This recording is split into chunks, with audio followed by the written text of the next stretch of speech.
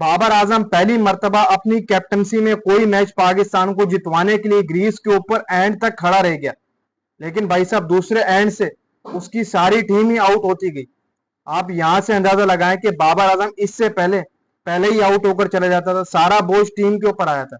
लेकिन आज भाई साहब बाबर आजम के साथ उसकी टीम ने ही गेम कर दी कि बाबर आजम ग्रीस के ऊपर खड़ा रह गया एंड तक, और सारे जितने भी प्लेयर्स थे वो आउट हो गए। एंड में मोहम्मद अब्बास सिलेंडर थोड़ा बहुत खड़ा रह गया।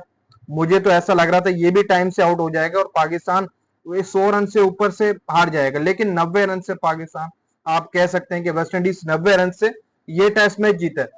लेकिन आप शुक्र इस बात का अदा करें कि जो शान मसूद है उसने पहली इनिंग के अंदर सेंचुरी स्कोर कर दी थी, वरना तो रिजल्ट पहली इनिंग के बाद ही निकल के आया था कि पाकिस्तान की जो हारने की परसेंटेज है वहीं से ही पता लग जाती, पाकिस्तान वो भी हार जाता। ये शुक्र अदा करें कि पहली इनिंग के अंदर शान मसूद सेंचुरी स्कोर कर गया था, आप वहां से थोड़ा बहुत बच गए, वरना तो ये चौथे दिन तक जो गेम आया ये आता ही ना, ये वेस्ट इंडीज ले ही जाता पहले कि पहली इनिंग में शान का शुक्रिया अदा करें कि उसने सेंचुरी की।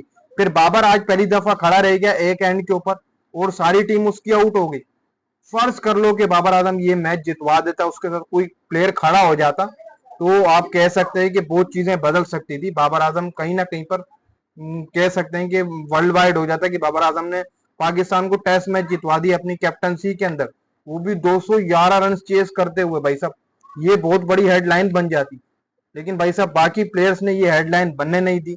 इससे पहले ऐसे होता था कि बाबर आजम जब भी कोई हदफ मिलता था, मुश्किल वक्त आता था, तो बाबर पहले आउट होकर चले जाता था, सलमान वगैरह रिजवान वगैरह के ऊपर गेम आ जाती थी। लेकिन इस बार भाई साहब इन्होंने बाबर के ऊपर गेम डाल दी और खुद जाकर पवेलियन में बैठ गए। बस आप कह सकते हैं कि ये हेडलाइन बनने से बच गई, वर्ल्ड वाइड हेडलाइन बन जाती अगर बाबर आजम के साथ कोई खड़ा हो जाता। जैसे बाबर ने 58 रन की इनिंग खेली, ऐसे बाबर सेंचुरी कर जाता अगर कोई और खड़ा होता और पाकिस्तान ये टेस्ट मैच जीत जाती। सोचो कि अब तक वर्ल्ड वाइड ये हेडलाइन बन जाती कि बाबर आजम ने पाकिस्तान को पहला टेस्ट मैच जितवा दिया। लेकिन भाई साहब ऐसा नहीं हो सका और पाकिस्तान पहला टेस्ट मैच हार गई। मैं वही कहूंगा कि शुक्र अदा करो कि पहली इनिंग के अंदर शान मसूद सेंचुरी खेल गया था। अगर वो सेंचुरी नहीं करता तो आपका मीठा पूरा था, पहली इनिंग के बाद पता लग जाता कि आप कितने हैं पानी के अंदर, कितने ऊपर हैं। इस पूरी बैटिंग लाइनअप के अंदर मानसिब और शान के अलावा आपको कौन ऐसा दिखाई दिया जो लग रहा था?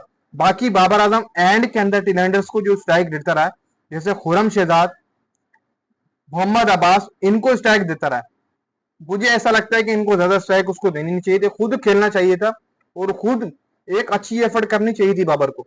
जो एंड में स्ट्राइक देता रहा, अब्बास को, खुरम को देता रहा, तो वो चीज समझ से बाहर थी। आप एक टिलेंडर को स्ट्राइक दे रहे हैं, हालांकि हो सकता था, कर भी सकता था, बाबर अकेले भी कर सकता था, वो टिलेंडर को स्ट्राइक देता रहा और वो काम उतारते गए एंड के अंदर। अगर बाबर खुद स्ट्राइक रखता, कहीं ना कहीं पर ये टेस्ट मैच का रिजल्ट अच्छा निकल के आ सकता था। लेकिन 90 रन से वेस्ट इंडीज जीता है, 90 रन से, हमसे 211 चेज नहीं हुए।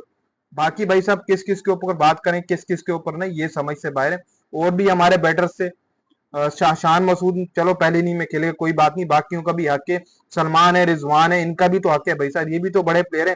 और इसके अलावा भाई साहब इमाम है, ये तमाम बड़े प्लेयर्स हैं, खाली बाबर तो नहीं करेगा, इनका भी हक है भाई साहब इस टीम के अंदर, वो भी करेंगे।